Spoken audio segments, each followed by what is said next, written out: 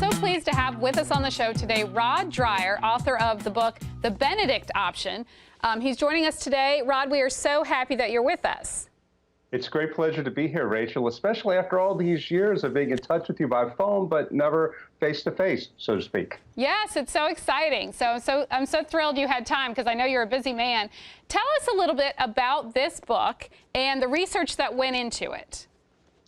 Well, I started writing this book, The Benedict Option, really on my blog about 10 years ago when I began to notice that to raise faithful Christian children in this increasingly anti-Christian culture was going to require more than just being a go-along-to-get-along Christian. I ended up visiting 2 or 3 years ago the monastery of St. Benedict in Norcia, his hometown, and spoke with the abbot there, Father Cassian Folsom. He listened to me talk about the things I believe that Christian parents needed to do to keep the faith in an increasingly hostile culture. He agreed with me and said any Christian who thinks they can keep Christian kids by doing the go-along-to-get-along faith, they're doomed. They're not going to make it. Only those who are intentional in their Christianity will make it through these times we're now entering.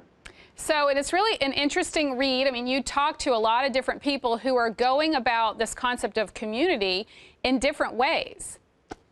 That's right. I tried to use real-life examples of ordinary lay Christians, Catholics and Protestants alike, who recognize that to be a faithful Christian in this post-Christian society requires a deeper cultivation of the faith, not only deeper catechesis, but deeper practices, faithful Christian practices in community.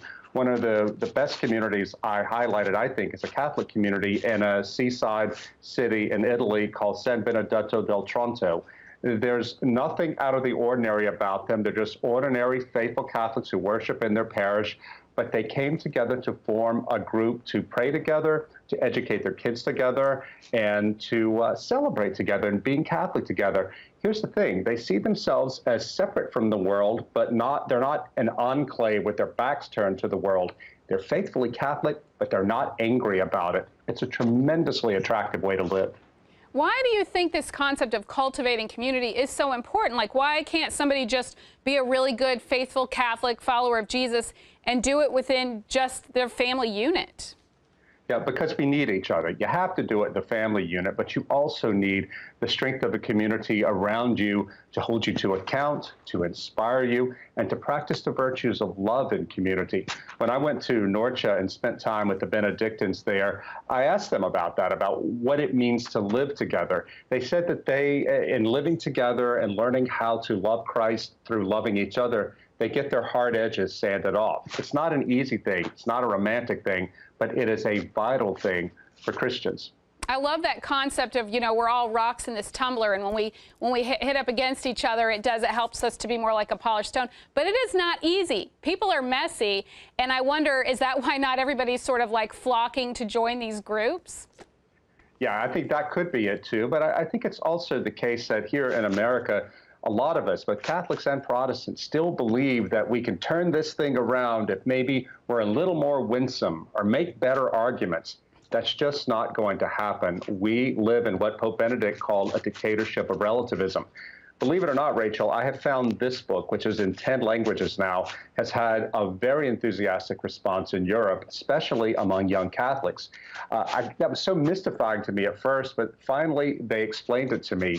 Here in Europe, they would say, we have lived through de-Christianization that you Americans are only just now entering into. They know that there's ultimately no way that they can be fully faithful Catholics and completely unconflicted members of middle-class society. Here's the thing. These young Catholics, they don't care. They want Christ, they want the faith more than they want middle-class success. And I, as an American who's in his 50s, I find these young Catholics in Europe to be so inspiring. And in fact, I think we Americans have a lot to learn from them, even though their societies are much further down the road towards secularization than ours is. It's a very radical way to live. The main reaction that I've seen to your book, the negative reaction, has been this concept that people who are trying to form these communities and live in these communities are retreating from the real world. Tell me about that. Oh boy, Rachel, that is the thing I get constantly, and makes me think that, first of all, they haven't really read the book. What I say is that we lay Christians, unlike the monastics, we do have to live in the world. But if we are going to live in the world for Christ, if we are to bear the image of Christ out into this darkened world, then we have to go much more deeply into our faith, into our worship, into our catechesis, into living out the faith in family and in community, so that when we go out into the world, we can be faithful Christians. And that is what the Benedict option is. In fact, the monks in Norcia told me, when I was asking them about why they felt that they have to be faithful to Christ, they have to live somewhat separate. They said, well, look, here in Norcia, we get about 10,000 pilgrims every year. We minister to them. They come to Mass with us. They hear us chant. We could not be for these pilgrims what we're called to be by God if we didn't spend most of our time alone, away from them, in prayer, in reading and work and so forth. That same principle, I think, should apply to us in the laity. If we are going to be faithful, we have to step away for contemplation so we can be active. Amen. So important to keep in mind. Rod, thank you so much for being with us to talk about your book. It's been such an interesting read, so interesting to see the feedback to it. Where can people find out more about you to follow you? They can go to the AmericanConservative.com/Dreher, D-R-E-H-E-R. That's my blog, and I'm also on Twitter @RodDreher. Great. Thanks, Rod, for being with us. It was such a pleasure talking with you.